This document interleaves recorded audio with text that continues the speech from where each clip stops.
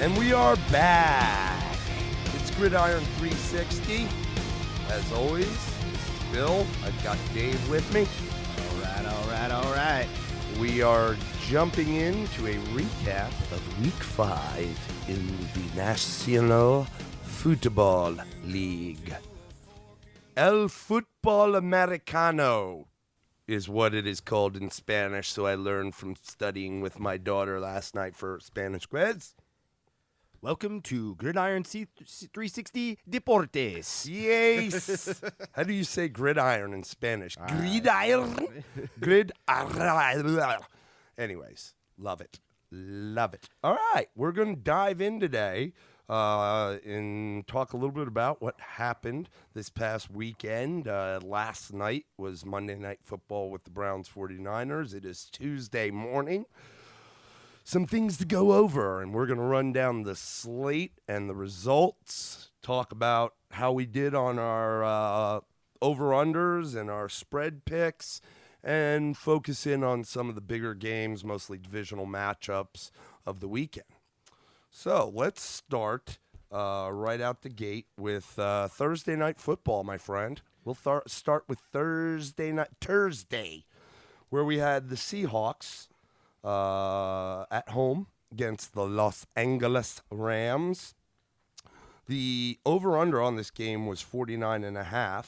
The Seahawks were giving one. They were giving one. Vegas, baby. Giving one. How the hell is Vegas so scary? Well, in fairness, they changed the line after we made our picks to now it was 1.5. Well, in my but in our call, it was 1. In our pick'ems that I do with my buddy, it was 1.5, and I still went with Seattle. Vegas, what? How do you know that that hook screwed me? Anyways, so let me pull up my ching bada bing. Final score of this game was Seahawks taking it 30-29. So they didn't cover the over-under, and the spread was 49.5, and they hit the 59 mark. I went with Seattle to cover, and I went under. You did the same. We were wrong. Wrongo. Yeah. What did you see in this game? Let's spend a few minutes on it. What did you see in the game that you liked, you didn't like? I could tell you, Jared Goff, and for those that play fantasy football, he's been able to maintain. They were down the whole game, so most of these games that the Rams have been in where he's been able to maintain, it's really kind of a catch-up mode, garbage time. For fantasy football, plays into the game script quite well. From an NFL perspective, Jared Goff does not look good. I mean, he did throw the ball 49 times, 29 for 49, 395 yards, a TD, and a pick. He just doesn't look good. He doesn't look right. He doesn't look comfortable, poised. He gets that look. It's kind of reminiscent, maybe not as much of the dumbfounded Eli Manning look, but he gets that look just like, almost like worse than like dumbfounded, like, oh my God, my life's in duress. Yeah. Look, Cooper Kupp is crushing it from NFL perspectives and fantasy perspectives right now, but the reason is that Goff, he has eyes, it seems like, for like one dude, and it's the check down Charlie. Yeah, that's become his safety net. I guess the problem I have with this team, and I don't like this team. I don't like the way it's built. I gotta believe that there's still a lot of problems with Gurley because he doesn't say that. I mean, he says, "What the hell? Give me the ball." And, he didn't have a spectacular day on the ground, 15 for 51, but he's like, when I see Jared Goff be good, let me give you an example. I see Jared Goff be good. He has to get out hot. Like, he has to get the lead. he gets that look that you're talking about and that feeling like he's just uncomfortable in the pressure situations. Number one, him throwing the ball 49 times is not That's going not to a win recipe. in the NFL. Not a good recipe it's for. Just not. I mean, he's not Tom Brady, man. No, but it's not good for any team. I don't know anybody that throws consistently for. I mean, hell, even the Chiefs, who are prolific and a quarterback-minded team, they do not do well when they're throwing that much. Goff ran the ball once for a yard, and that was probably just a scramble. Malcolm Brown had 1 carry. Brandon Cooks had 1 carry for 27 yards. I believe it was an end around. You said it. Gurley had 15 carries. So add that up. That's 18 carries to 49 passes. That is totally not balanced. No. And I know that McVay is like this young offensive-minded guy. Don't get it twisted, young coach. You saw it last night with the 49ers. You better be balanced in the NFL because if you're one-sided – sooner or later, it's going to get figured out, and you will have problems if it hasn't been already. Yeah, and you know what? I mean, I'll just say this. And their defense doesn't look anywhere near what it looked like before. With this team, it's not as prolific. I think it carried them a little bit more last year than it's able to this year. But I don't – in a way, it's kind of not as bad of a version, but it's kind of like Cleveland to me. I just can't figure out what their MO is now. And it's, again, let's just say this. They played a competitive game in one of the toughest environments to play in. They had a shot at this game. I mean, they were up going into the fourth quarter. And, one thing I will say, you talk about what we like. How about just liking what Seattle's doing? Seattle's just being who Seattle needs to be. Their defense, again, they gave up some points, but they hung in there and they made plays when they had to. And you got Russell Wilson. Now, this is a stat line. 17 to 23 for 268 and 4 scores. I love it, baby. Got him in fantasy. Yeah, and you got Chris Carson, 27 attempts. They're committing to the run. Yep. He was 118.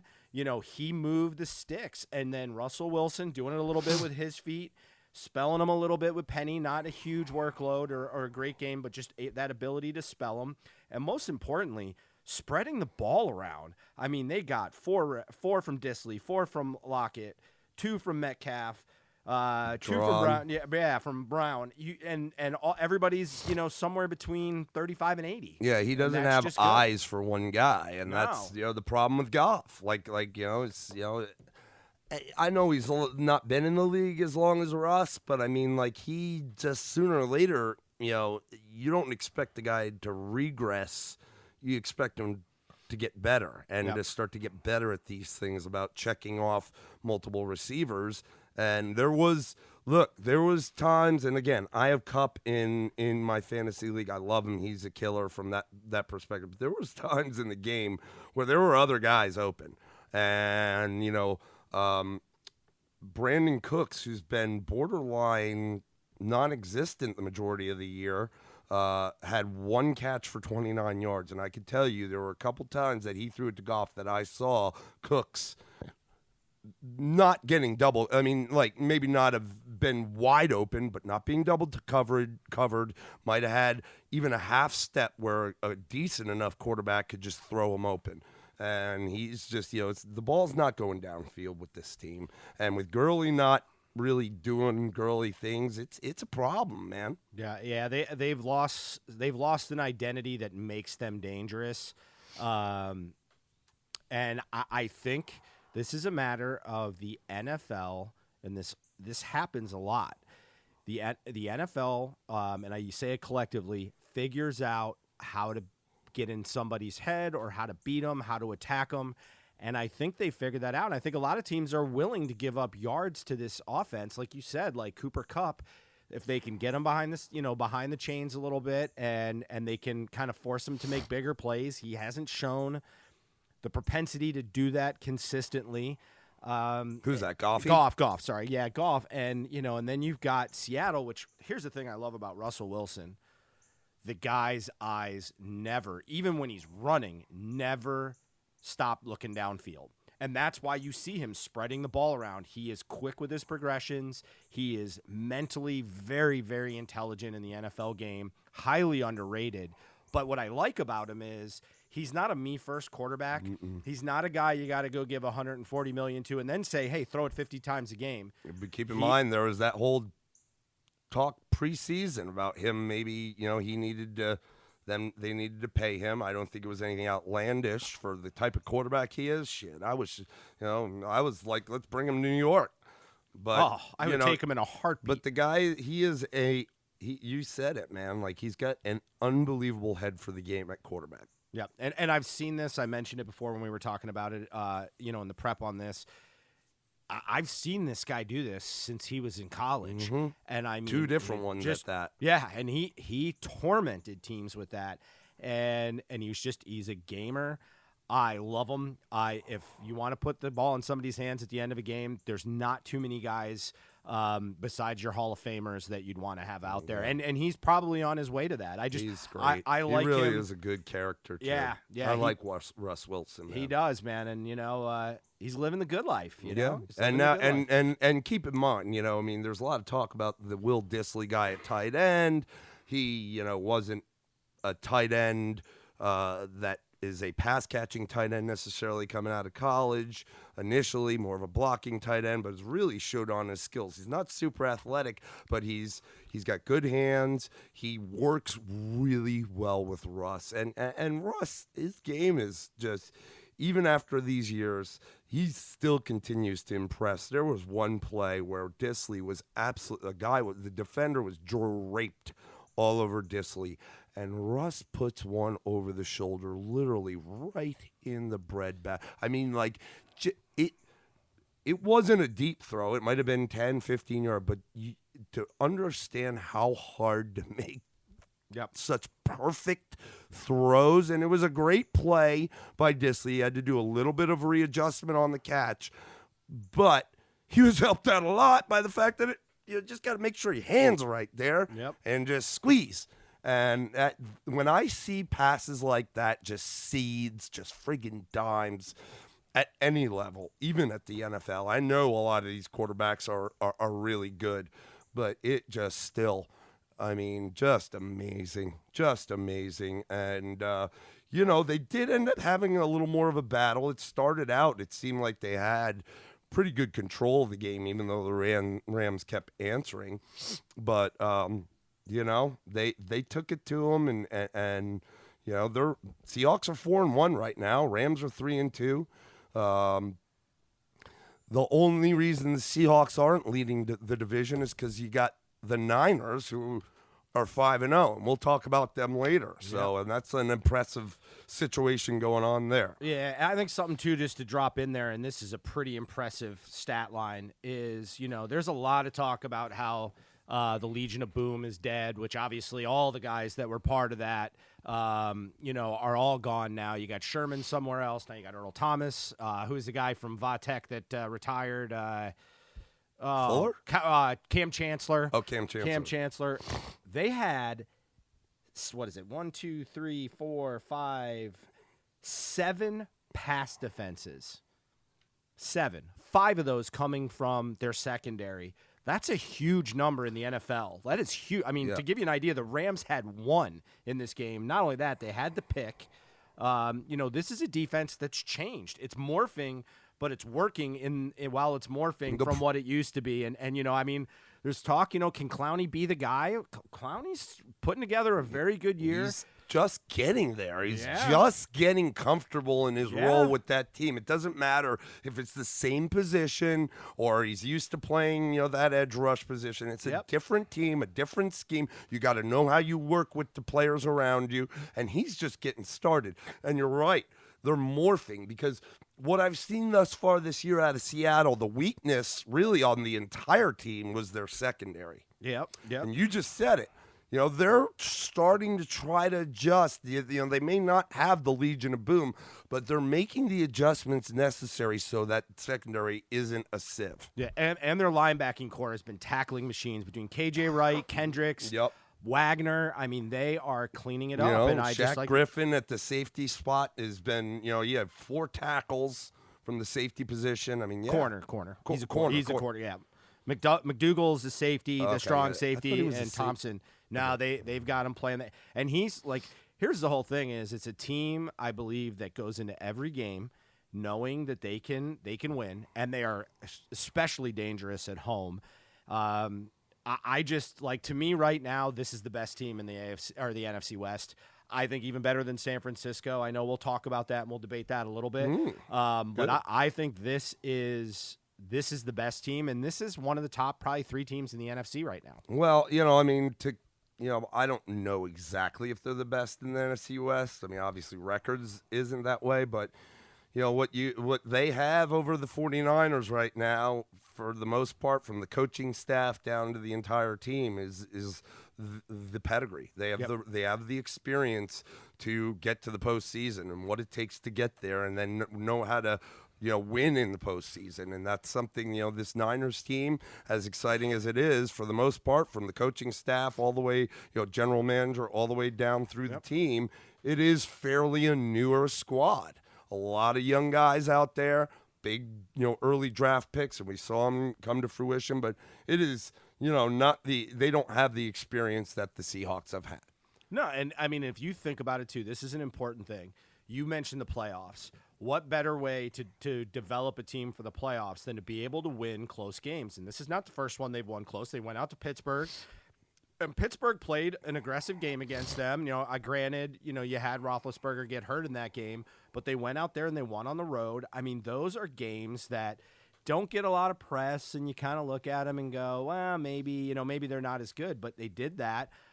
Had a tough game. Their one tough game was against the Saints, and let's not kid ourselves about the Saints. The Saints are more than Drew Brees, clearly, at this point. Not that they're not way better with them, but but Sean Payton, man, that guy, he's a great game planner from an offensive perspective. Yeah, he basically has said, look, Brees is his guy. Those two are very, very tight. Yep. But without him, I think he heard all the, what everybody else, perceives without Breeze, and basically gave everyone the finger and said, "Oh yeah, yep, I'm gonna show you." Because we don't, we're much better with them.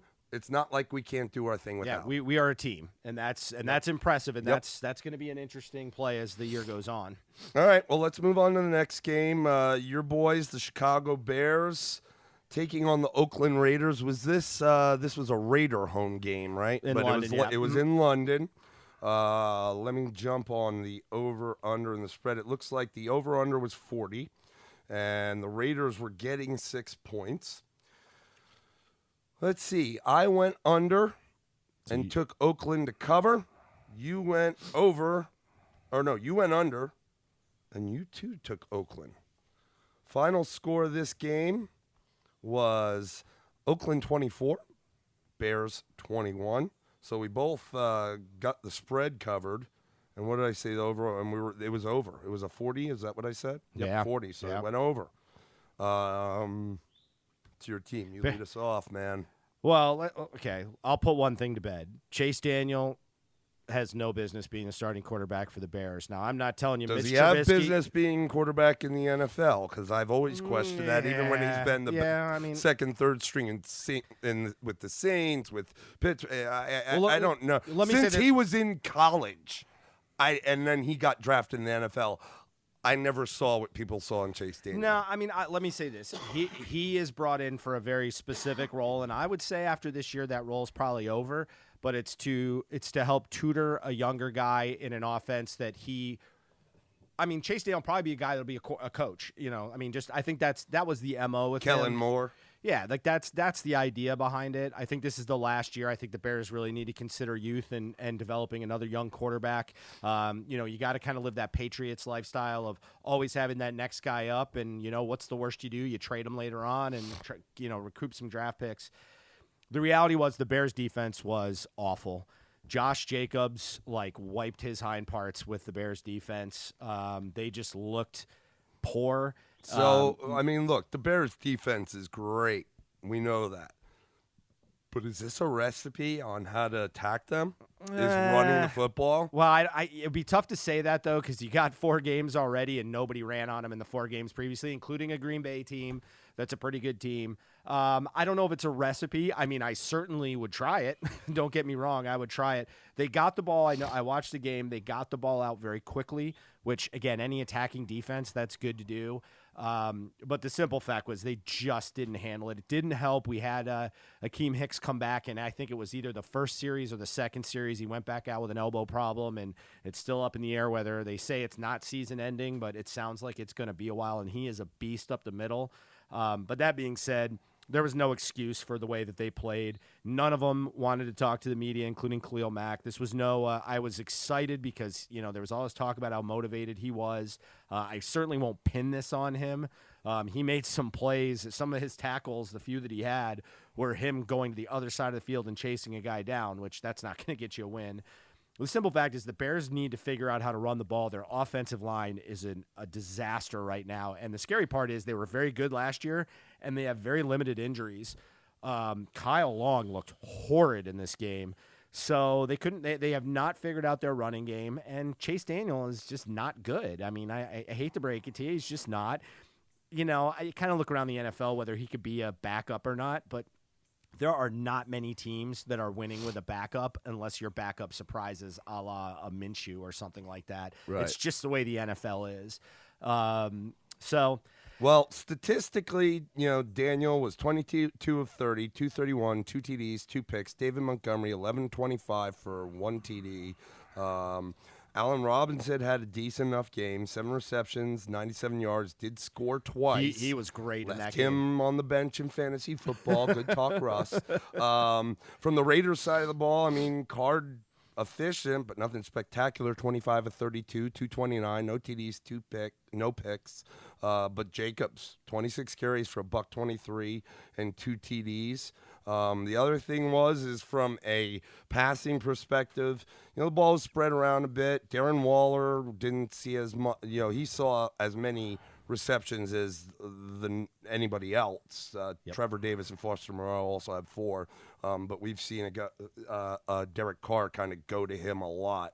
What did happen, I saw just yesterday, is that Zay Jones has been traded from the Bills to Oakland. So we'll see. It looks like I don't see Tyrell Williams on this. I think he was hurt. out. Yeah, he was so out. that was probably one of the reasons they're bringing in, Zay Jones. Keep in mind, Tyrell, from NFL perspective, has been around a while. He's a little older. Yep. Zay Jones is still, 3rd year in or so. And he's a big receiver, and he's somebody to keep an eye out for, and just because it doesn't seem like besides Waller, there doesn't seem to be like a favorite receiver for Derek Carr. So I don't know. We'll have to see there. But the Raiders go to 3-2, and the Bears drop to 3-2.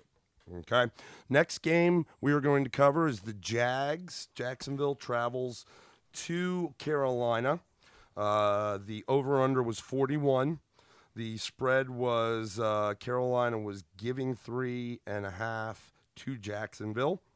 I took Carolina to cover the 3.5 and went under, and you did the same.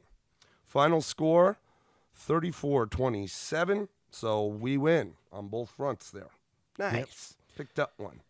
Yeah, no, you said we took the under? Oh, I'm sorry, we did. So we were off on that. Yeah, we did. Yeah. We took the under on both. So we're halfway there. I'll say this. I was getting excited that we was right. There's not really. This was Christian McCaffrey again right now being the best player in the NFL. Statistically, I don't know what he's doing right now for yardage is he's annihilating records. He's 100. I think it's 172 yards per game. That is like I think 40 or 50 yards more than the record average. Yeah, he went 19 for $176 and 2 TDs on the ground. Then he went 6 for 61 and a TD through the air. He even threw the ball once, but it was not caught. This is CMC's offense. Let me just say that. And but the Allen kid is doing what he needs to do. 17 for 30, 181, TD, no picks. But that's kind of what you need. You don't need him to turn the ball over. Get the ball in the playmaker's hands. DJ Moore had 6 receptions, McCaffrey 6, Samuel 3. So he's getting it to a few guys, but it is McCaffrey, and more McCaffrey. But on the Jags side, Minshew, 26 for 44, 374, 2 TDs. DJ Chark, DJ Chark, DJ Chark, DJ Chark. 8 for a buck 64, 2 TDs. He obviously has something going on with Minshew. Yep. He's going to keep doing that thing.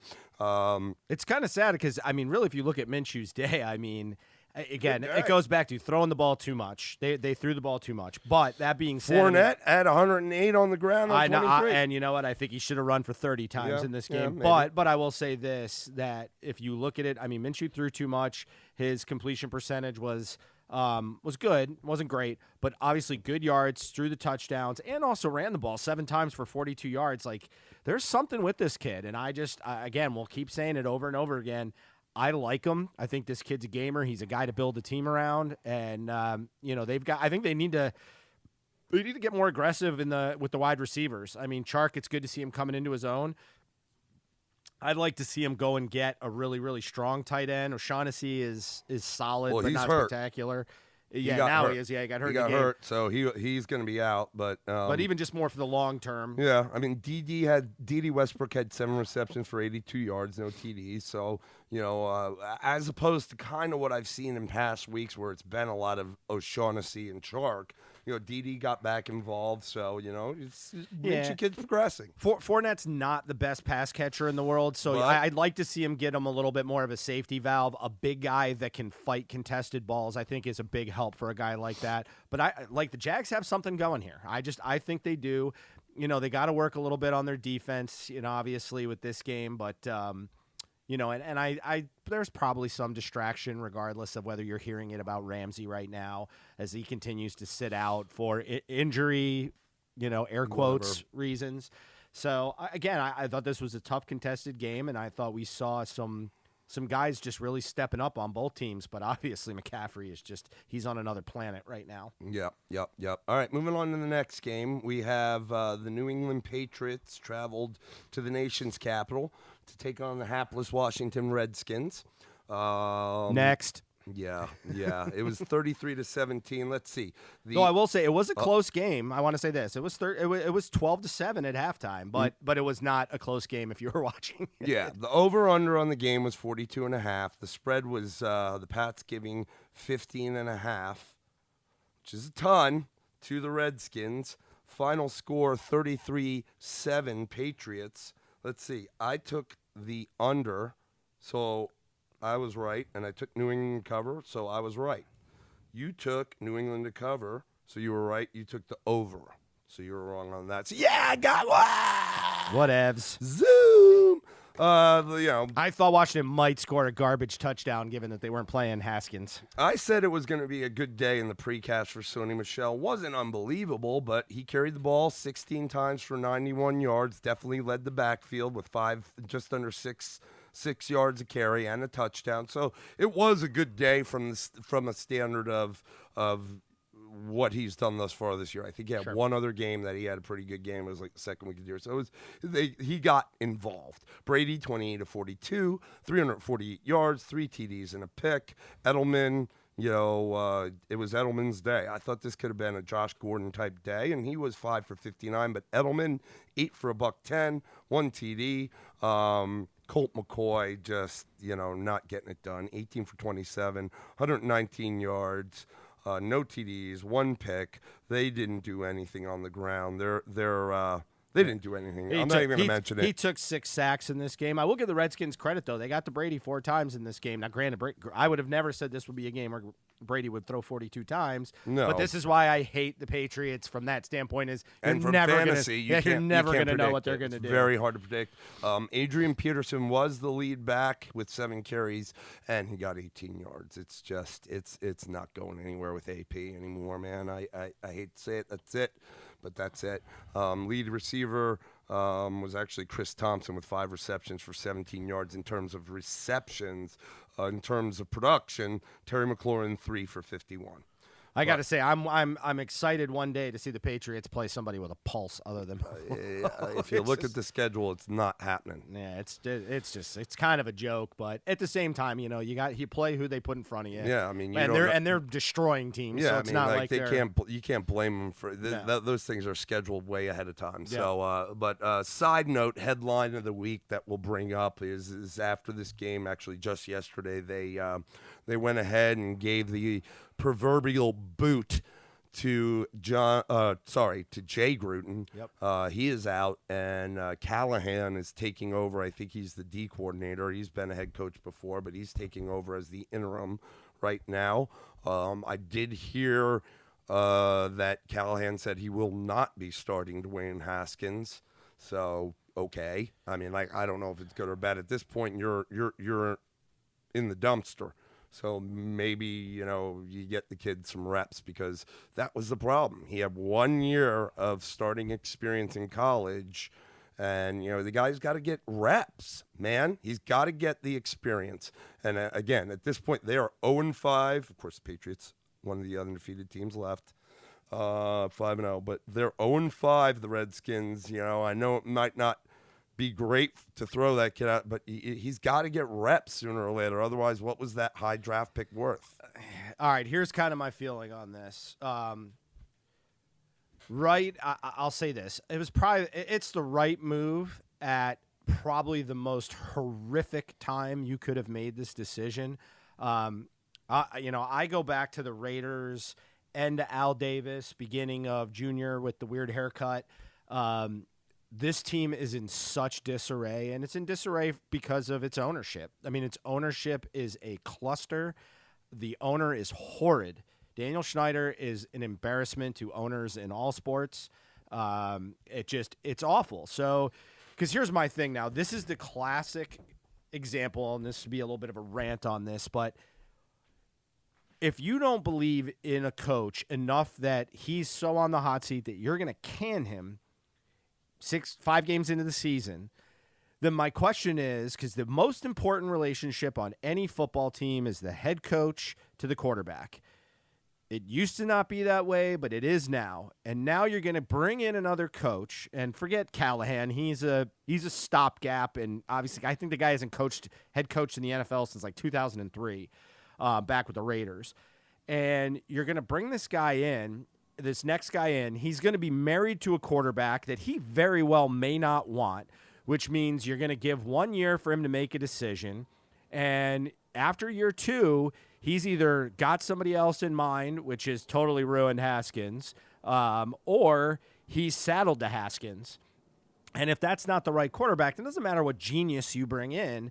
It's a marriage that's not going to work. They should have fired him. He's had 6 years, so I get the timeline. But if you're going to fire him before you're about to pick a quarterback. If you know you're going to go, that's going to be a draft strategy, go find your guy so your guy picks the quarterback. And I'll use a perfect example. Whether I agree with it or not, Arizona went out and got a guy, and he went, and even though they had just drafted a quarterback in the first round, he went and got his own guy. So this franchise is now set back, in my mind, minimum of 3 years before it starts to progress again, because I will guarantee you that he's not going to love Haskins, because what quarterback or what coach is going to want to saddle himself to a kid that's throwing interceptions? And so do you play him? No, I think the only potential way you salvage Haskins right now is not playing him, because this team is not competitive. But to your point, he needs reps. But are you going to bring him in this lame duck coach that's not going to be your head coach of your team next year and have him get all screwed up? I mean, and the Bears are kind of running through this as an example. Obviously they're near and dear to me, but they got Trubisky. Now, granted, they kept the GM, but they had Fox, and Fox was not good with young quarterbacks, and that was a nightmare. I mean, you couldn't have picked the worst moment to make this move right now. I don't see it. And so, again, the Redskins have been one of the joke franchises for a while. I hate to say it. I think they're going to be a joke for a while longer. Yeah, it's not good, but, as a Giants fan, I'm okay with it. Ha ha. All right, well, let's move on. Let's go to the Jets game. The New York Jets and the Philadelphia Eagles. It was in Philadelphia. Let's see. The over-under on the game was 44. Philly was giving 13.5 to the Jets. Let's see here. Final score of the game was 31-6 Eagles. Let's see. I took the Jets to cover the 14, so I was off there. And what did I say the over-under was? It was 44, and I went with the over, so I was wrong there. On both counts. I don't know that I was much better. You took the Jets as well, but you took the under. Suck it. So you got it. You got it. One of the things I did say prior to this week is I thought that Carson Wentz was going to be the number one quarterback, especially from a fantasy perspective this week. He would come out on top. 17 for 29, 17 out of 29, 189 yards, 1 TD, no picks, so nothing great there. It was the defense. Let's be honest. The Philadelphia Eagles defense, 14. The New York Jets, 6. That was the game. That was the game. That was it. And I know because I played against them in fantasy, and they absolutely spanked me. Yeah, Le'Veon Bell, 15 for 43, no TDs. Luke Falk, 15 to 26, 120 yards, no TDs, 2 picks. That is awful. Yeah, it was all the Philly defense, and that's all we'll have to say about that. I got to say, I as somebody that moved back from New Jersey to Atlanta a year and a half ago, I would love to have listened to a little bit of the FAN, though, but I wouldn't want to be staying up there because I can't imagine what the New York broadcasters are saying about the Jets. This team is a disaster. I do think when Sam Darnold comes back that this week will he's be, been cleared for this week. He has. I think they'll be more competitive. I don't think they're a winning team, but I think that definitely does help them, and maybe Le'Veon Bell can get back to a little bit closer to what we're used to. I don't expect him to explode, but just a little less focus. Overpaid. Keep in mind, man, all those years, it wasn't just that they had a good offensive line in Pittsburgh, and they had other weapons, and they had a good quarterback, but it all worked together. Okay, they all knew how to work together, and it just doesn't seem like it's gelling with the offense with Le'Veon back there, and he's struggling to find yards when he can, and it's just he is doing everything I think he can, but he's out of his comfort zone from what you've seen when he was in Pittsburgh. That's all he is the be-all, end-all of this offense. I mean, even though he only ran the ball 15 times, which when you're losing, that's going to happen, for 43 yards. He still had 7 catches for 45 yards. They're doing everything they can to get their one playmaker the ball. It just when you have one playmaker on offense, you're done in the NFL. Yep. All right, so let's move on to the next game as the Atlanta Falcons travel down to Houston to take on the Texans. The over-under on this game was a 49. Houston was giving the Falcons 5 points. Let's see. I went with the under and took Atlanta to cover the 5. You went with the under and took Houston to cover the 5. Final score, 53 to 32. So you went, under, and I went under, so we were both wrong. I picked Atlanta to cover. They did not. You were correct, Houston. 53 to 32. Houston moves to 3-2. Falcons moved to 1-4. Deshaun Watson got back to form in this game, 28 of 33 for 426 yards and 5 TDs. He looked great, but it wasn't to his man, Nuke Hopkins. It was Will Fuller with a 14 reception, 217 yard and 3 TD day. Saw him on the bench in one of my fantasy leagues that caused me a loss. I thought but when are you Deshaun would get guess right, it? but Yeah. he really got right. He really got right, but when are you going to guess it? I guess you could have predicted it. I mean, look, I was watching the game, and the Falcons literally were triple covering Nuke on some plays. They had a corner up on him, a safety over top, and they had like a linebacker or somebody drifting over underneath.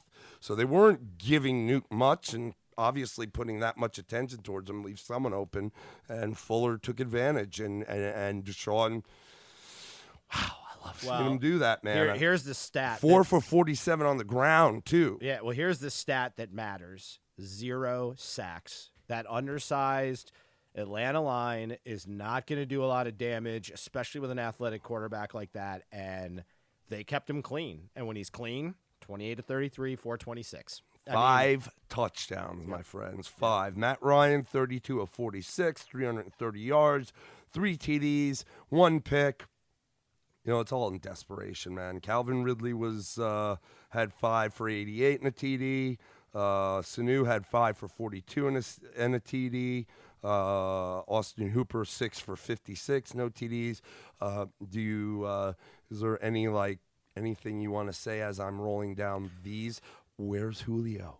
Yeah. Where's Julio? Or more point too, they just can't run the ball. Can't run the ball. No, either. Devonta 11 for 30, and it looked bad. I mean, it's just, you know, we're in Atlanta, and I'll tell you, the Falcons fans are not happy. I mean, like we talked about in the, you know, as this season is going on, Dan Quinn, the head coach, you know, letting staff go, reclaiming the defensive coordinator spot, head coach, and calling the defense because that's what he comes from.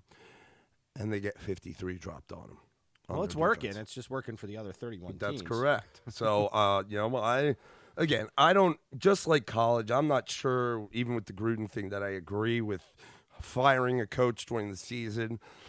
But I'm hearing inklings from fans that they want blank to, you know, make a move here with Quinn. And, you know, I can't argue with them. I don't want to say they should do it during the year, but at the end of this year, if it doesn't get better, you know, he's on the hot seat for sure. If the Falcons want to take a step forward and a move needs to be made, the answer is Julio Jones goes somewhere else, and you get some people for him because you can get a lot of pieces, and he's the only one. There'll be disarray though. This team, I mean, you got nothing else besides that.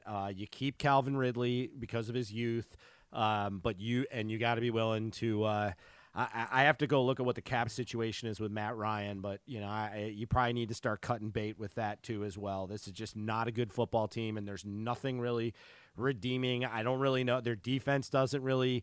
Nobody I get terribly excited about. Their best players are not even. I think Brady's their best player, and he's good, but you can't do it with a leverage D tackle.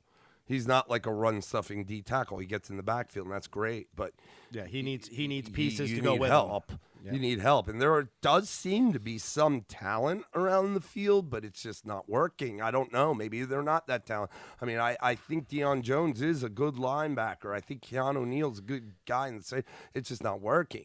They're good, but they're not spectacular. And somewhere in your defense and somewhere in your offense, if you're going to be a good team, you have to have Pro Bowl. Legit Pro Bowl, not Pro Bowl because everybody else didn't play Pro Bowlers. You know, you got to have Pro Bowl talent, and they don't have it anywhere on defense. Again, Grady Jarrett could be a very good piece to another team with the right system, but this team is just a mess. Their lines are they're getting blasted off the ball on both sides of the ball. Yeah, and look, I love Vic Beasley. He's a Clemson guy, just like Grady is, and I think those two play well together. But Vic was always undersized, you know, as an edge rusher. And so my thought process coming into this league, he was always seemed to be a student of the game at Clemson. I thought that he would do more educating of himself with his hand play. Okay, that he would get better in using his hands with his speed, but he doesn't. He comes hard off the edge, but all it takes is a tackle to kind of, you know, redirect you. Yeah, just it's hand chuck you and redirect. Not even he doesn't really go inside a lot on any moves or spin it, and when he does, he gets caught up. So he just tries to use his speed to go around, and those tackles just take a wide step out and take him around, and he goes way too far around to make any impact. Well, if you look at undersized talent around the NFL, they play with a nasty streak in them, and they play with an edge and an anger. And if you watch, a perfect example is like Aaron Donald. Now I know we're talking about an all-world talent, but that's not an oversized guy. But he fights hard every step of the way, whether it's hand fighting, whether it's bull rushing, speed rushing. He just plays with a nasty streak, and I don't see any of that in the Falcons' defense. I mean, this team's a mess. I give them credit for hanging in this game. I mean, they were actually winning at halftime, but, you know, when it came down to it, you couldn't get to the guy that was going to kill you, and that's exactly what Deshaun Watson did. Yep. So, the Falcons, they're feeding at the bottom of the NFC South. I don't know how they're going to get out of it. We'll move on. Divisional matchup. This was interesting as the Baltimore Ravens traveled to Heinz Field to take on the Pittsburgh Steelers. Baltimore are going in at 2-2. Pittsburgh going in at 1-3, coming off the one victory they had on Monday night with the Bengals. The over/under on the game was 44.5. Baltimore was giving 4 to the Steelers. I took Baltimore to cover the 4 and for it to stay under. You went completely opposite. Pittsburgh, and it wasn't 4. I'm sorry, it was 3.5 was the spread. You took Pittsburgh to cover it and to go over. Final score, 26-23 Baltimore. You win, I lose. You call both of them. Obviously, if you saw the game, one of the main things that you saw was Mason Rudolph get cracked bad. I mean, to the point where he wasn't even on the ground. He was in midair. Like the guy hit him, and they showed the replay in slow-mo, and he was out cold, falling to the ground. He hit the ground. He was already out. He was out before he hit the ground. Yep. So they come out, take the face mask off the helmet, get him out of there. I understand he's okay. Obviously concussion protocol, but he's okay. He went to the hospital. He's out of the hospital. Not sure he'll be playing this weekend. They have that Devlin Hodges kid that came in. But, yeah, I mean, look, I don't know what to make of this because I thought that, the Ravens are at the top of the division right now, but I got to be honest. This division, especially after watching the Browns last night, I think it still could be anybody's game. I feel like somebody, especially in that division at this point, usually takes hold of it and is clearly the team in the AFC North to beat. Yep. And right now, I don't even see it. And I know that, Cincinnati sucks, and I don't believe them to be able to really make a push, but Jiminy Christmas. Yeah. I don't know what's going on with that division. It is very poor. Lamar Jackson did do some things on the ground, went 14 carries for 70 yards, but through the air, 19 for 28, 161 yards, 1 TD, and 3 picks. Not good. 5 sacks, too, on top of that. 5 sacks, and he's supposed to be slippery. Mark Ingram, 19 carries, 44 yards, and a TD. So nothing great there. Marquise Brown, 3 for 22 and a TD. He was the only one to score through the air. Mark Andrews did play, 5 for 45, was their leading receiver in terms of receptions. It was just kind of ho-hum, I guess you expect it to be a little bit of a slugfest. It is a divisional game in the AFC North, but it was ho-hum for me. See, and I'll say this. This was mine, and you may remember this. You were talking a lot about Lamar Jackson, especially in those first 2 weeks, and I wanted to hold had a little reservation about going all in, and he certainly he still did a fair amount in this game, and obviously enough to win. But this is part of Lamar Jackson's game that the Ravens are going to have to play through, which is him kind of coming apart. And I'll tell you, I mean, you can say coulda, woulda, shoulda, but the fact is Mason Rudolph was having a decent game at that point, and him staying in that game would have probably helped this team quite a bit and given him a chance to win. I agree with you. I think, you're going to have games like this. Unfortunately, it's something the Ravens, I think, are going to have to live with, and I don't know that this is a Lamar Jackson being a young guy. I think this is part of Lamar Jackson. He had games like this. He's otherworldly in some games, and then there are games where you're like, ugh. Now, the fortunate part for Baltimore is they still figured out how to pull out the win. So you got to give them that. It's definitely, there's not a team void of talent, so it'll be interesting to see how it plays out. Well, and the Baltimore's defense is typically what is very good about them, but I gotta be honest, their defense has not looked that great this year. No, their pass defense is actually, I think it's their pass defense, right? That's the I think they were bottom 3 in the league coming into this game. Yeah, it's not good, and you just expect more. Whether they have the tools and the talent, the coaching of their defense has always been historically great, and I'm not really seeing it. So you walk in, you think typically Ravens defense that can scare some people. Yeah, you don't need to be scared of it. There's nothing really there that is scary. So. I don't know. It does again. It puts the Ravens at 3-2 at the top of the division. Meanwhile, the Steelers dropped to 1-4, but I mean, anything can happen. It's 2 games right there, and I mean, at any point, I don't know what to expect. Now, of course, the Steelers will see because now they're going into their 3rd string quarterback. Who knows? Their running game better get going like we saw it, on Sunday, Monday night last week. But it's that whole division is it's certainly not exciting. I'll tell you that. No. All right, moving on. We're going to my team, the New York Giants. Welcome the Minnesota Vikings to town. The over/under on it was 44.5. The Vikings were giving the Giants 5.5. Let's see. I took the over and the Giants to cover. You took the over in Minnesota to cover. Final score was 28-10 Minnesota over the Giants. Minnesota, so they covered. The spread, they did not cover the over/under. What did you say? We both said under, I believe. No, we both said over. Oh, I mean, we both said over. So we both missed the over under. You got the spread.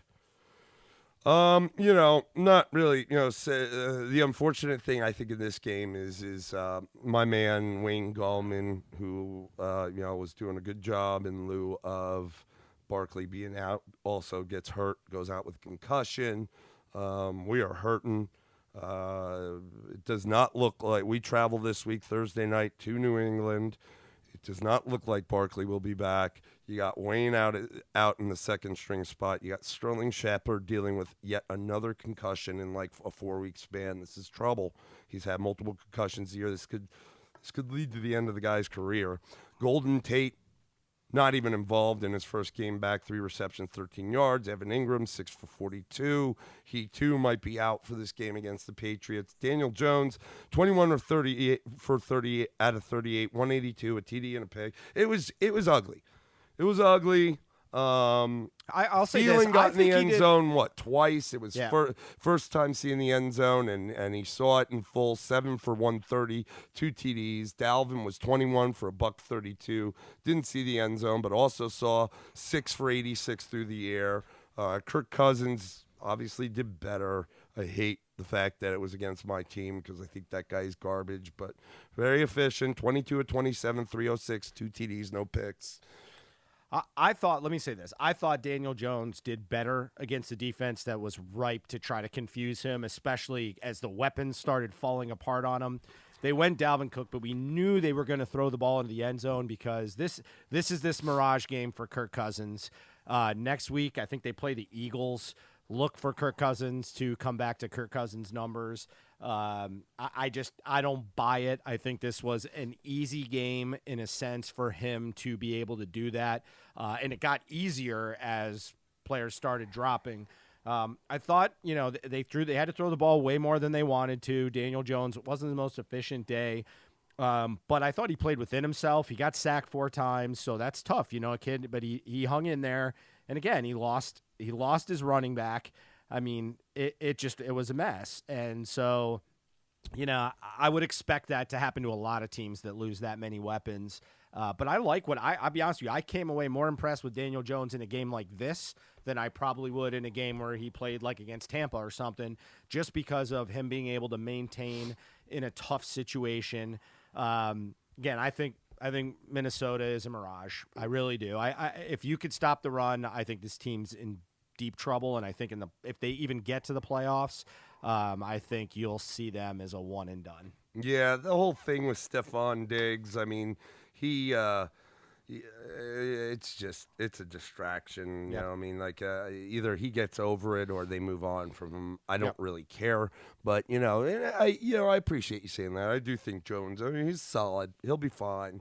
We are hurting.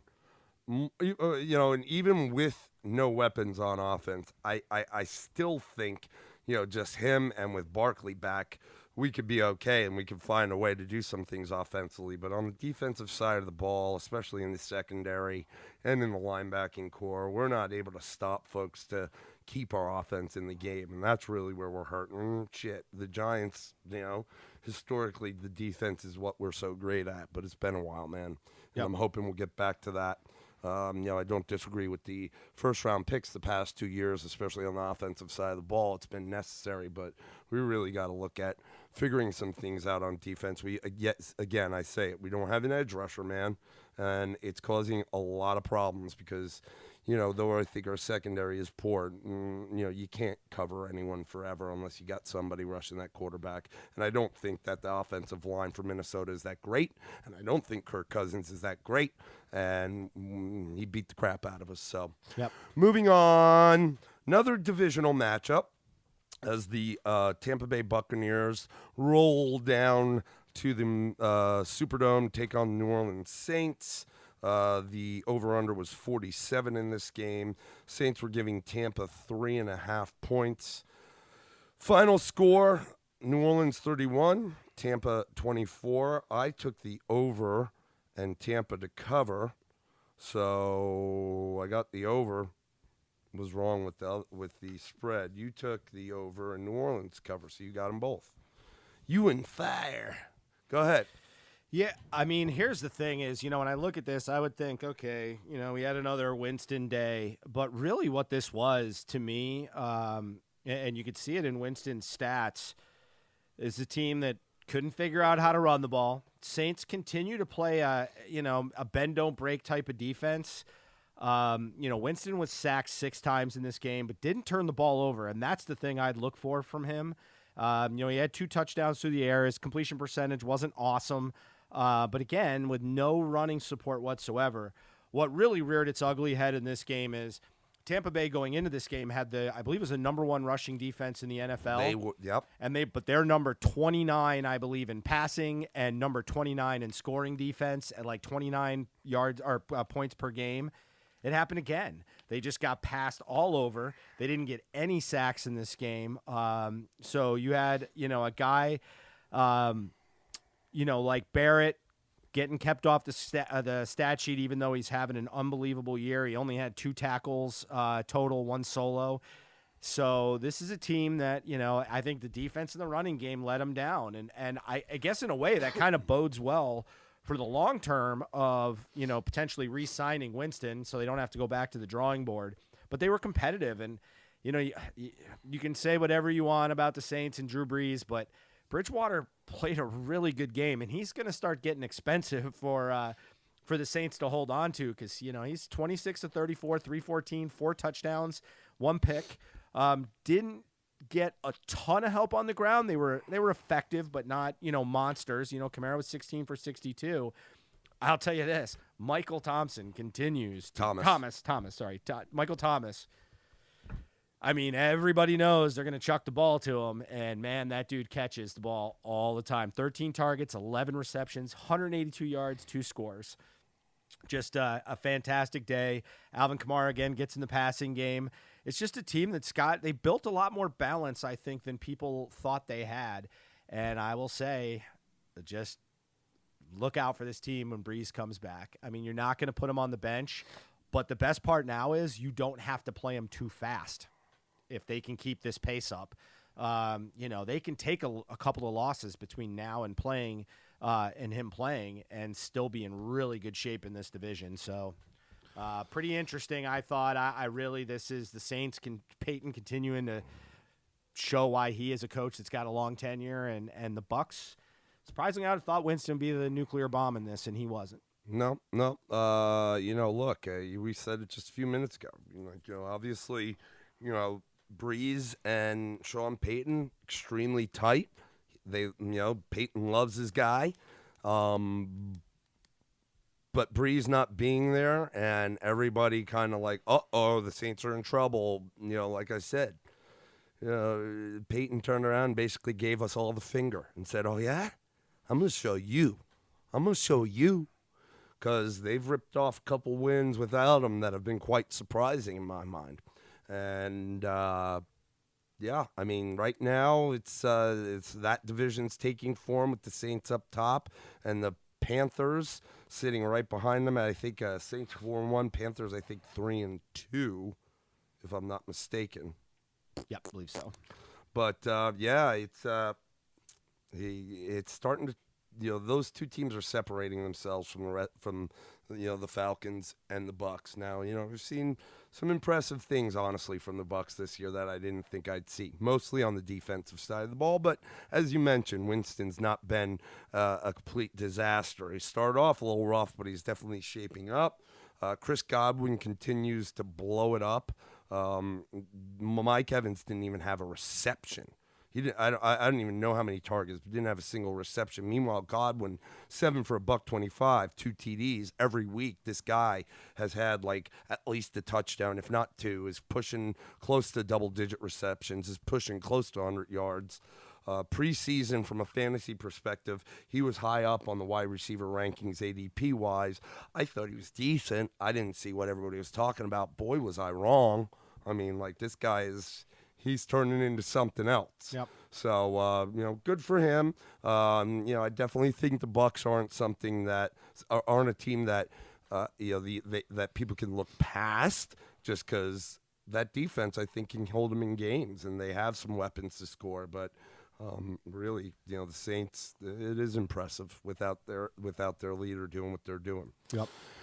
Next game, we've got the Buffalo Bills come down to the south to Nash Vegas to take on the Tennessee Titans. Over-under was 39. Tennessee was giving Buffalo 3. We both took Buffalo in the under. Final score, 14-7 Buffalo. We were right on both counts. Josh Allen, modest day, 23 for 32. 219 yards, 2 TDs, 1 pick, ran the ball 10 times for 27 yards only. Frank Gore, 14 for 60. Didn't see the end zone, but, this is a scrappy Bills team, and we've said it before, the defense. They held Tennessee to 7 points. I watched a little of the game. It seemed it was much different from what I saw the week prior when Tennessee seemed to be world beaters against Atlanta. This was what I expected out of Tennessee. Mariota didn't seem comfortable in this game really at any point. 13 for 22, 183 yards was all he gave you. He was 5 for 13 on the ground, no touchdowns in either stat line. Henry was 20 for 78 yards and a touchdown. That was their only score. But again, the A.J. Brown kid, 2 for 27. No one had more than 4 receptions. It was the defense. It was the Buffalo defense that really, I think, is going to continue to keep them in these games. And, I get Buffalo dumping Zay Jones. I haven't seen him involved at all this year. I think he could be a piece for somebody. Not for Buffalo. Josh Allen's not looking at him. And, Buffalo's sitting at 4-1. Though that one loss is to their division rival, the Patriots, they're chomping at their heels. And not that we see the Patriots, especially with their schedule, losing anytime soon. But, one slip-up and Buffalo is right back in the mix, even though they've lost the head-to-head. But they'll get another game with them. Meanwhile, Tennessee drops to 2-3. I think it's kind of what we thought they were in this game. I mean, if you think about it, their 2 wins are against Cleveland, and we'll get into them in a little bit, and then Atlanta. So less impressive as the season plays on. I will say this. If you're waiting for Buffalo to win pretty, you're going to be waiting a long time, but Buffalo's going to win. Yeah. They're going to win games. And I see this as legitimately a double-digit win team this year. What I love about them is it's something new each game. Like the way that they win. Josh Allen is scrappy. He's not terribly flashy, all the time. But he's a gamer, and he kind of picks the right moments. It's nice to see a guy like Frank Gore have big games here and there, or whether it's Brown has a big game on the receiving end. They spread the ball around. I mean, and there are a lot of throwaways on this team. I mean, you look at it. Frank Gore, TJ Yeldon, Brown not being, not living up to what they wanted out of that receiver, in a lot of people's eyes. And then just a bunch of guys you never heard of, and they just get it done, and I like it. And then you just go to their defense, and it's the same thing. And I just think they play as a team. I like what their coach is doing there. and I just think it's kind of a fun, neat thing to watch a team come together like that, and they've got some pieces. So it'll be interesting to watch this play out. Definitely have a shot at a wild card if they don't take the division, which we expect the Patriots to do, but something could happen. But I think you're right. I think they're headed for double-digit wins and definitely have a shot at a wild card. And if they get there to the postseason, watch out because, the defense, I think that defense could take them very, very far. Yeah, and if you look at their schedule over the next 5 games, I mean, I think they got a couple games against Miami. I think they get the Jets, and they get a couple of other teams. I don't know if I think they had Washington in there. Yep. So, I mean, this is a team that, granted their win total may be a little bit representative of their schedule.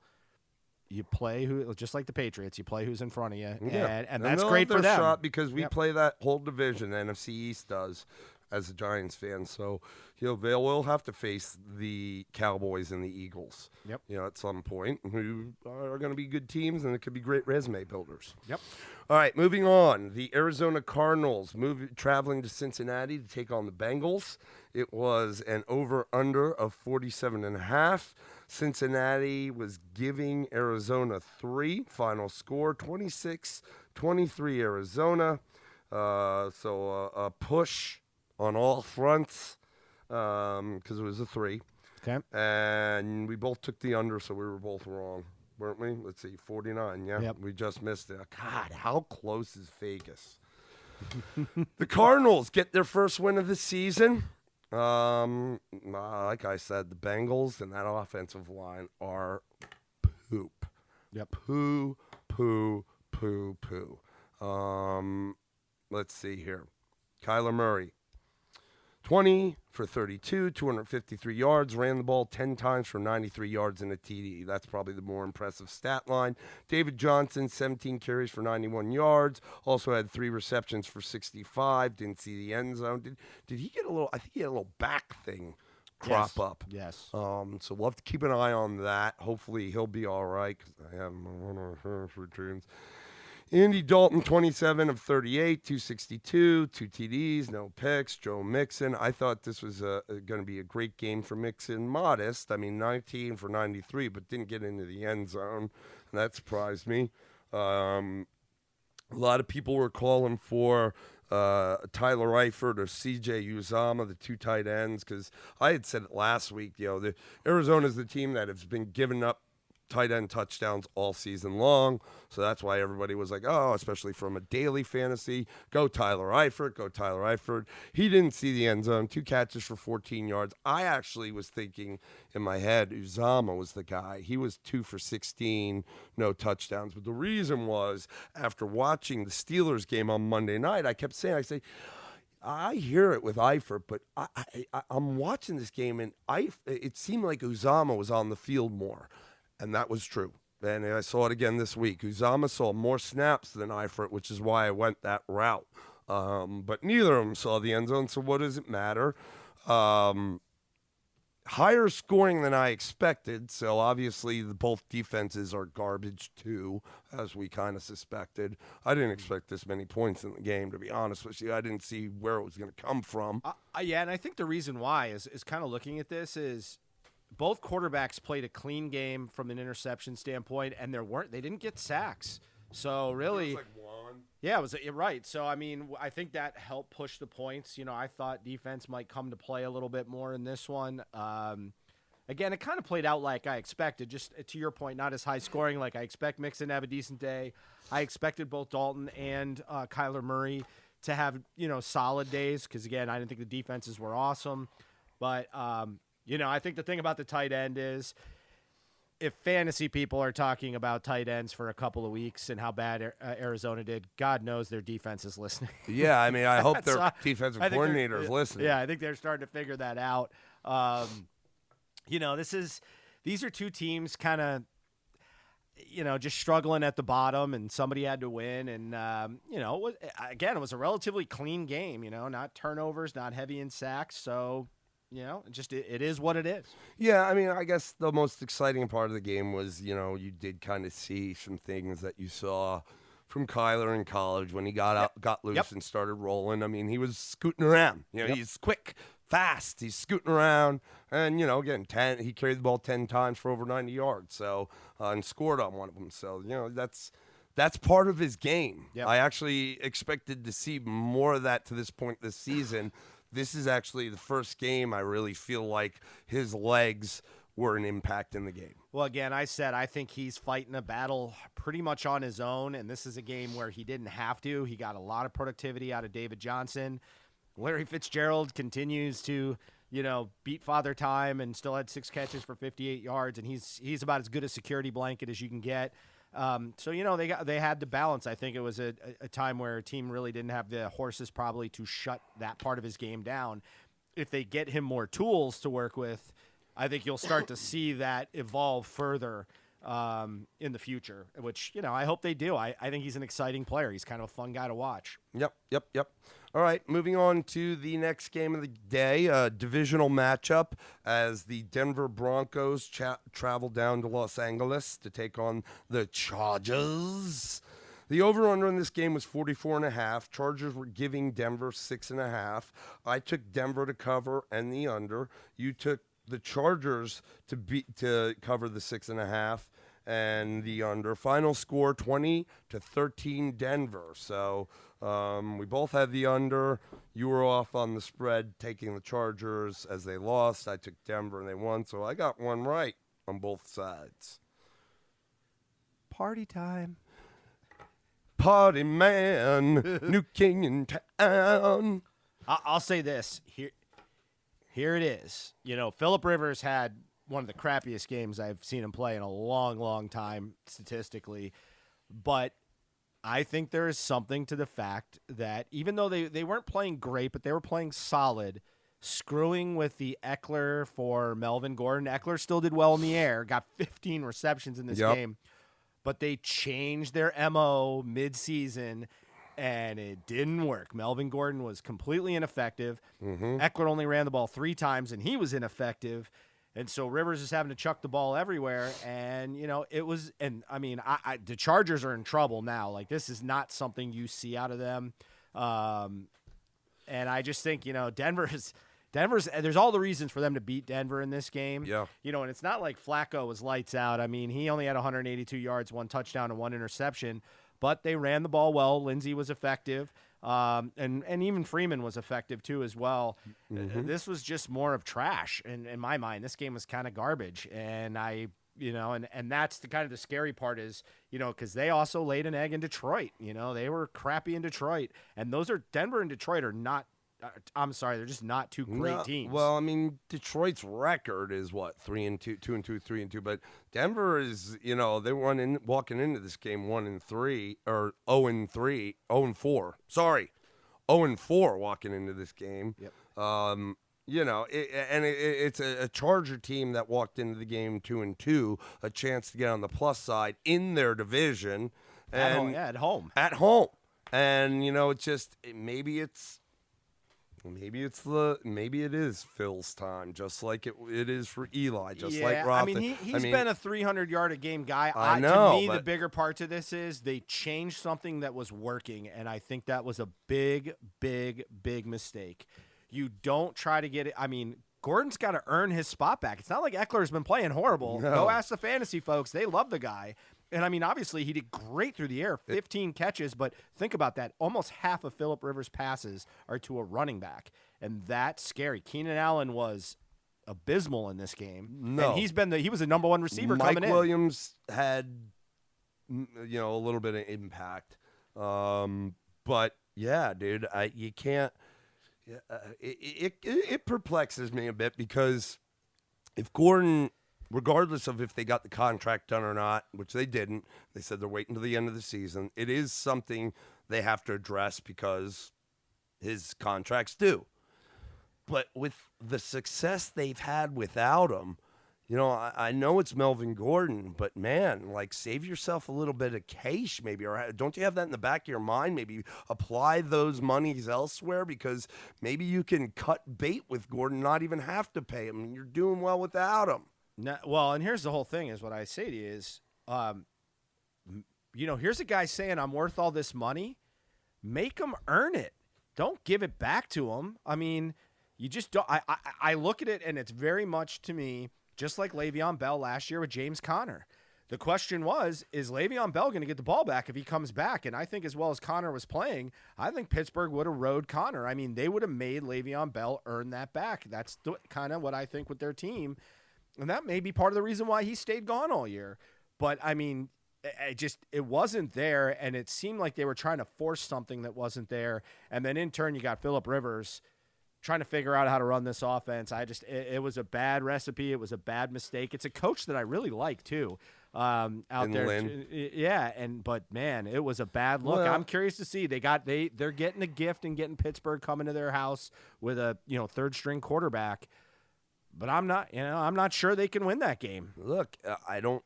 The thing about it is the consistency at his age. It's I mean, like in the past, you could count on him throwing for 300-plus yards, maybe a pick, but a couple TDs. I just am not seeing the consistency out of Rivers from week to week.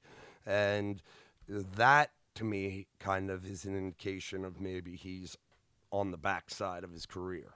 Age would dictate that, too. I agree with you there. Yeah, I mean, it's just not – this is a different NFL, man. It's certainly not exciting at all. I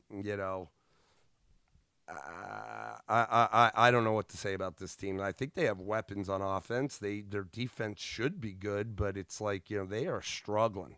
I certainly didn't expect them to be on the losing end of the record of 500 right now, and they are. So we'll have to see. Yet to be seen. Like you said, they might have a get-right game this week with Pittsburgh. We'll find out.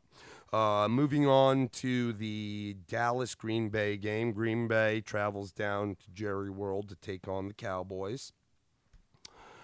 The over-under on this game was 47. The spread was Dallas giving 3.5 to Green Bay. I took Dallas to cover it. They did not because the final score was 34-24 Green Bay. You took Green Bay, so you got that. We both took the over, so we were both right on that. What I saw in this game is it was just trying to play catch-up by the Cowboys the whole game. Obviously, Aaron Jones with the record-breaking week, 4 touchdowns in the game. I think they were all in the first half. Oh, no, they weren't. No, they weren't. But he had 4. It was, I think he put himself in, like, Packers history with that. 19 for $107, 4 TDs. Aaron Rodgers went 22 at 34 for 238. No TDs, but no picks. He didn't have Devontae Adams in this game. He tried to dish the ball to some of his other players, but Valdez-Scantling only had 1 reception.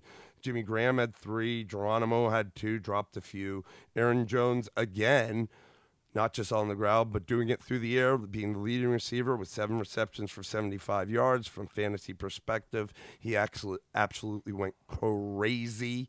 On the other side of the ball, the Cowboys, again, it was ugly early. Dak ended up 27 of 44, 463 yards, 2 TDs, 3 picks, but it was all garbage time points for them trying to catch up, mostly towards the end of the game. Amari Cooper, crazy, 11 receptions for 226 yards and a TD. Gallup also had 7 for 113 TD, but again, a lot of that was playing catch-up, so they had to. Zeke did nothing. Again, it's one of those weeks he salvaged himself on the stat sheet and from a fantasy perspective by plunging into the end zone with a touchdown on the ground. But he only had 12 carries for 62 yards.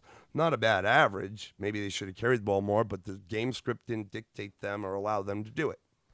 Yeah, I kind of going to the Packers. I was talking about, when we kind of talked about how this week was going to go.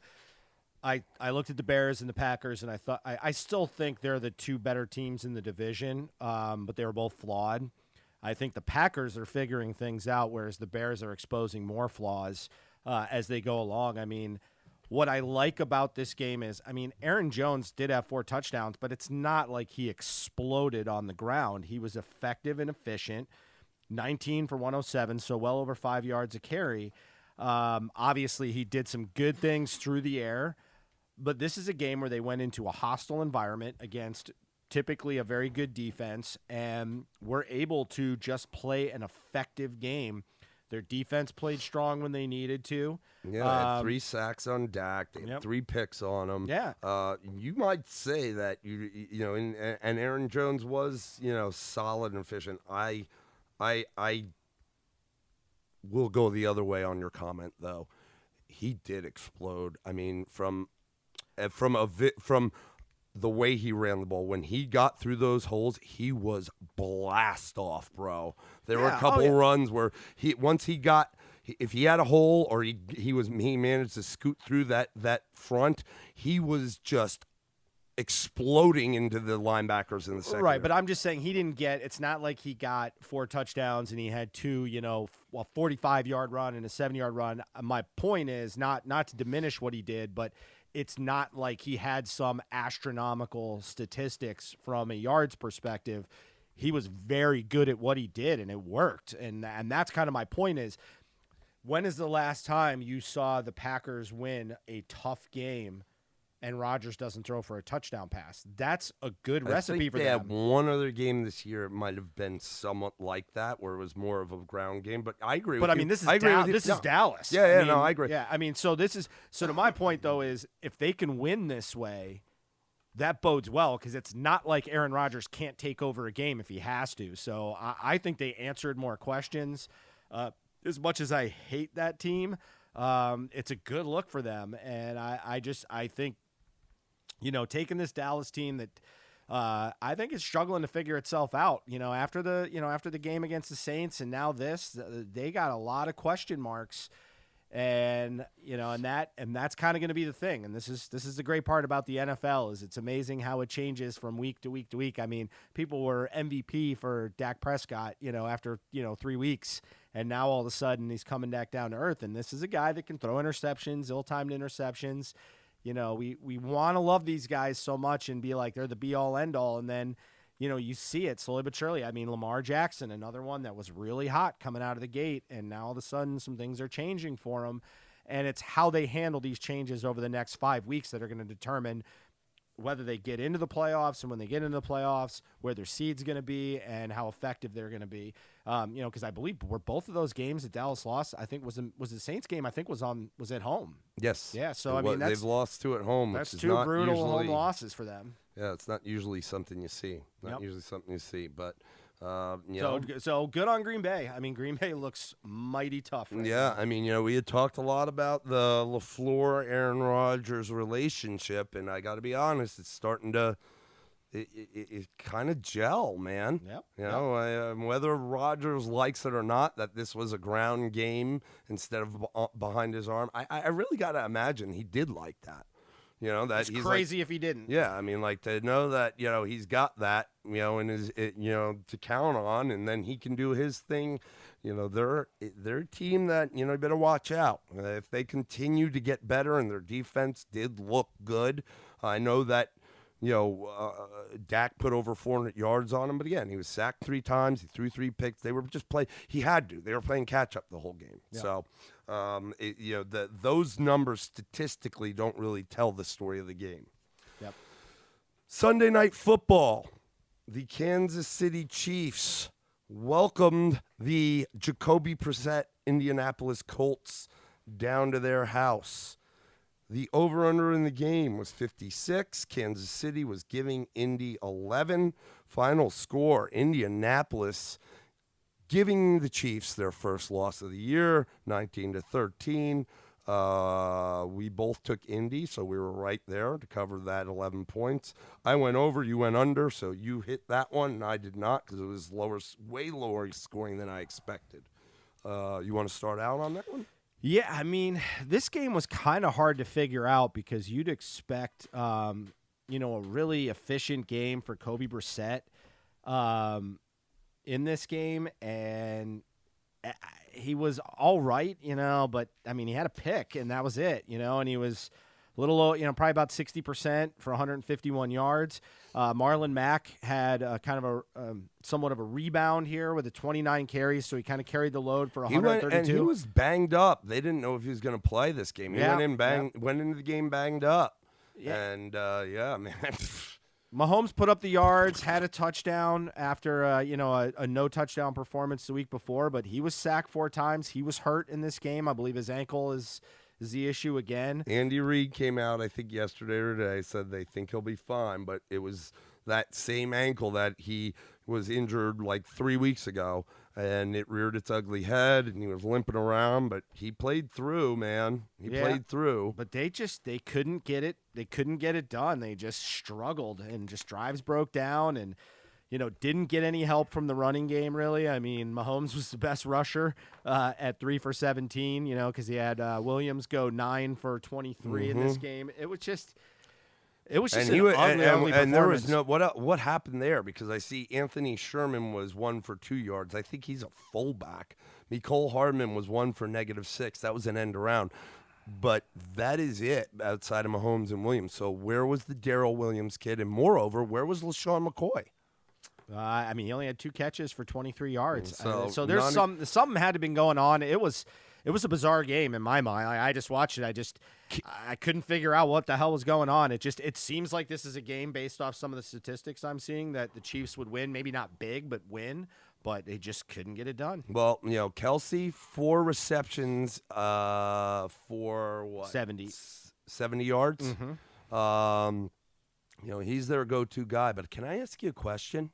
Yeah, I think I might know what you're going to ask me. Go ahead. What do you think I'm going to ask you? Are you going to ask me who's Byron Pringle? That is exactly what I'm going to ask you. Who the hell is popping Pringles? Who is Byron Pringle? Are you kidding? Yeah. Like, I just don't get it. I was playing the daily on FanDuel, a single game, and the people that won that game had the Pringle guy in the lineup, and I'm saying to myself, who the hell is Byron Pringle, and what would possess a person to be like, yeah, I'll put him in? Yep. Yeah. I mean, because I know that he's probably very low priced, but I also know that, a Mecole Hardman probably was pretty low priced. Marcus Robin, like, what would possess you to put Pringle in there? I'm going to ask a stupid question I should already know the answer to. I'm just going to assume he was out. Was Sammy Watkins out for this game? No, he wasn't. Not that I knew of, but I think it might have been a game time or he got injured. He's hurt again. It's a hammy, I believe. Okay. Right now, as far as I've heard. But who's Byron Pringle, man? And why is he messing with my fantasy life? So I'm going to be looking for the bottom of their wide receiver roster for my fantasy. Why not? Especially in daily, over and you over as well. Yeah. I mean, it's just something else. Here's my biggest takeaway. I guess 2 biggest takeaways from the game. Jacoby Brissett has, outside of this game, thrown at least a touchdown a game. He's not Andrew Luck, but he's doing a really good job. And no one, in terms of what I'm looking at across the league, in terms of quarterbacks, he's as solid as any of the solid guys. Might not be superior, but he's definitely not crap. He's a solid player, and I think they're going to be all right because Reich is a really good coach and offensive mind. And the other takeaway, the Colts defense is maybe not very good. They're a good defense. They're good.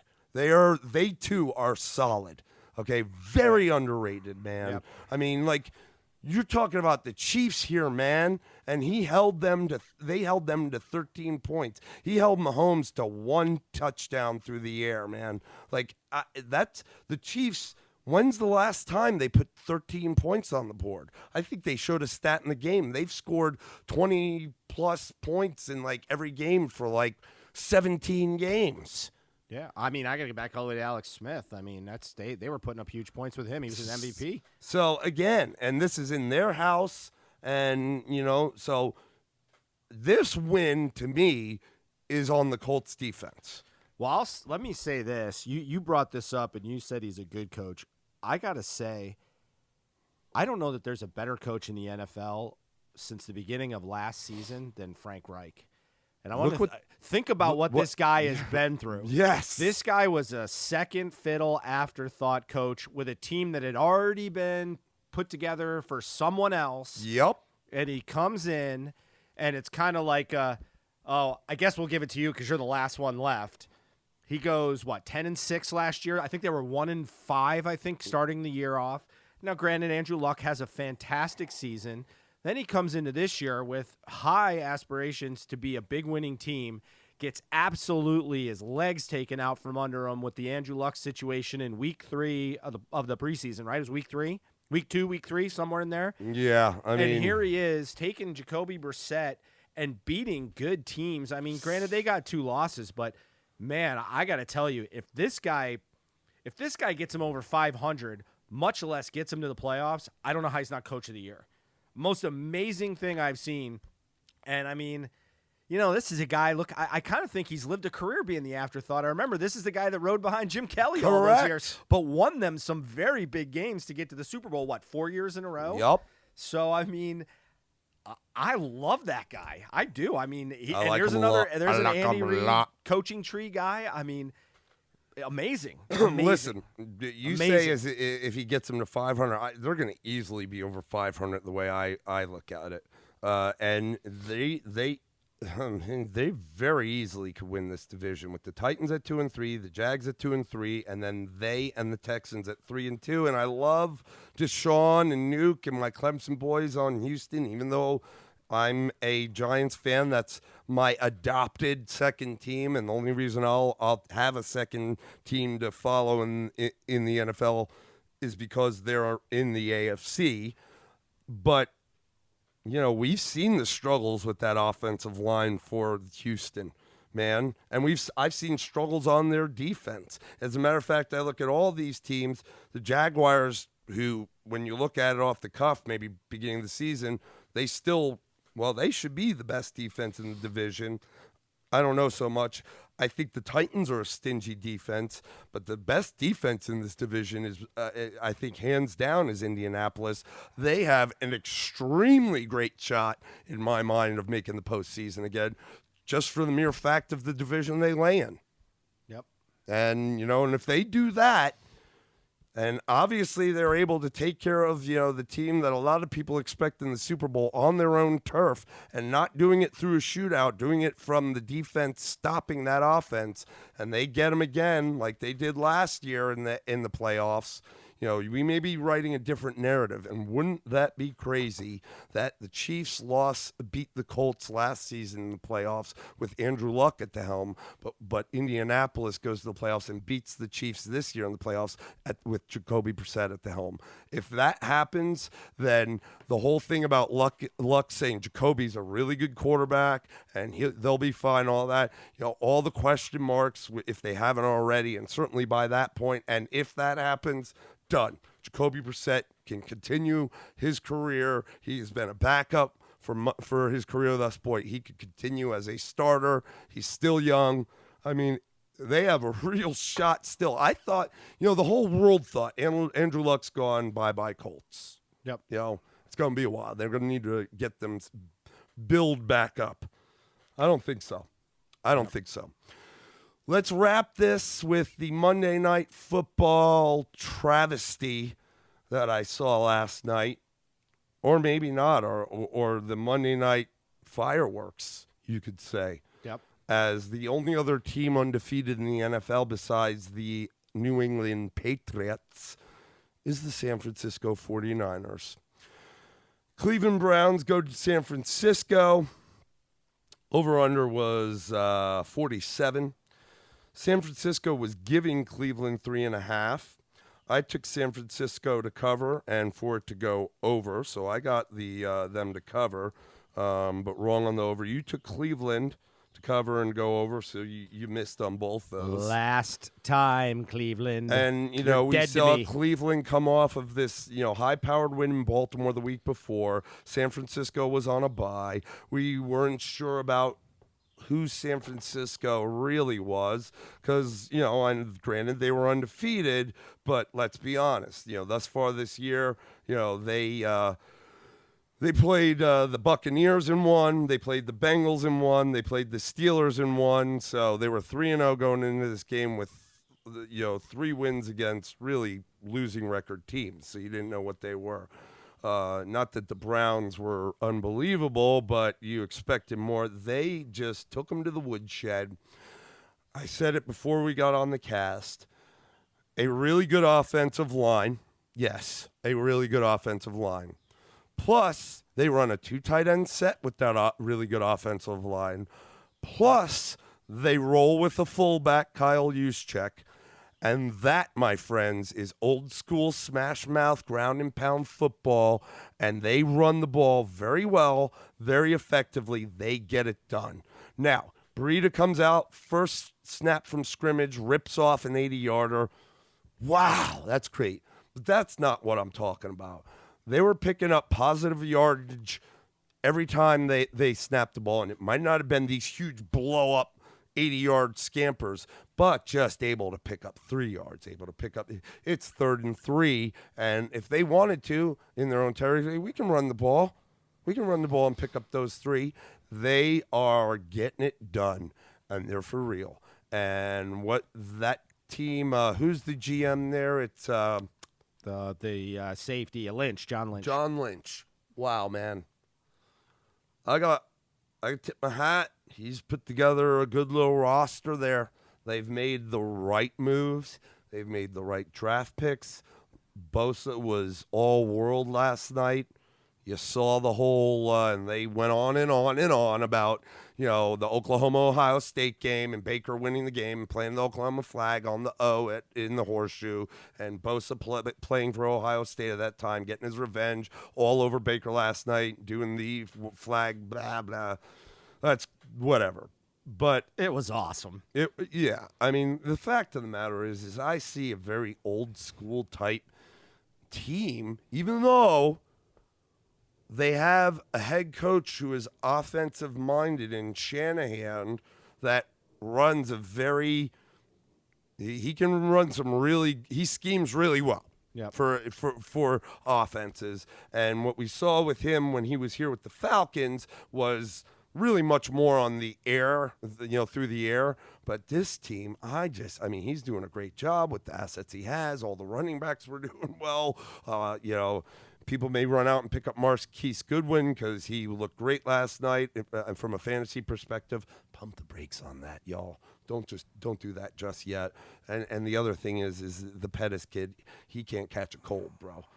He was 1 for 11 drop balls left and right. Kyle Juszczyk, the fullback, got a little banged up, but I will tell you, and they highlight him a lot. He is something awesome. I mean, he doesn't even need to go and hold a block, but he knows right where to be, the right angle to take on the defender that's there to cut him off and open the hole so that a cutback can be made by the back and just off to the races. Jimmy Grapes, nothing spectacular, 20 for 29, 181, 2 TDs. My man, George Kittle, actually had a rush for 18 yards, which was like kind of end around-ish. I think it was pop pass. Looked great, but he was 6 for 70 with the TD. He is awesome. It's not... it's not like, Rob Gronkowski type thing, but he's a big dude, and I could see him developing more and more into a Rob Gronkowski type, and he's a fun player to watch. And their defense is good, and yeah, I do think the 49ers are for real. Right now it's the 49ers and 4-0, and Seattle at 4-1 over there, and it's they're for real, man. They really are for real. Now, we've said maybe tougher opponents. Yeah, I do think Cleveland could have been a tough opponent for them. But, man, the San Francisco defense shut them down. They just pounded the rock. Didn't make it too crazy for Jimmy Grapes. He was efficient, did well. Maybe he is just a game manager, but, if you run that old school offense, sometimes that might be all you need, especially if the D is playing well. All right, lot to digest there. Let me just start with this. The Browns are a hua, Tony, and they deserve to die. This team is shit. Baker. I didn't think they would be. I wasn't necessarily putting them at 12-4, but man, this team is bad. They are bad with talent, which is the most disappointing kind of bad. This is about as bad as it could get. Shout out to Odell Beckham for a 118.8 quarterback rating. Good job, buddy. 1 for 1 for 20 yards. That was your highlight from the quarterbacking position. I mean, Baker was god-awful.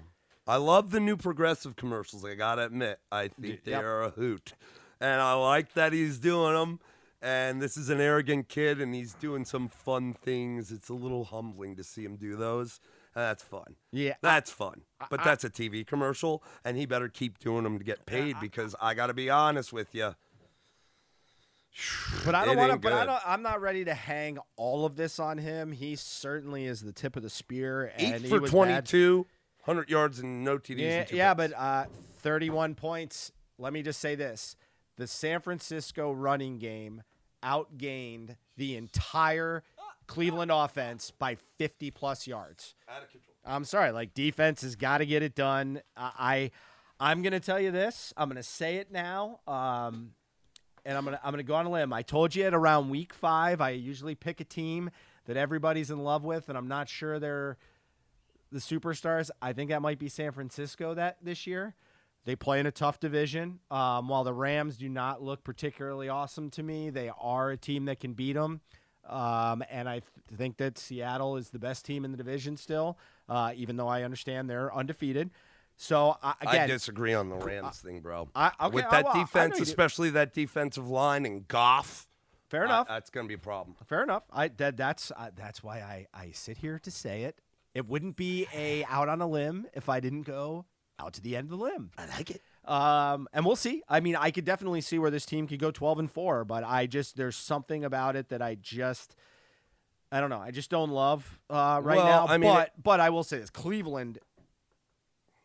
Now I'm at the point now where I'm trying to figure out how they won 2 games. Well, here's this the team just because looks they awful because the 2 games they won, really last week's game for the most part, they did what they should have done from the first snap of the season. And what was that? Run the ball. Run the ball. And again, they got away from that right at the beginning in this game. When they were down, they were trying to show, hey, we could stay committed to the run, but they were too far down at that point. You have got Nick Chubb still look good. I mean, what was his stat line? No, he went like 15 or 16 carries for 87, man. Like I mean, he 5.4 a carry. He had 1 reception for 12 yards. That's not what he does, but you got Baker trying to toss the ball to Ratley and Callaway and Ricky Seals-Jones, man. And no.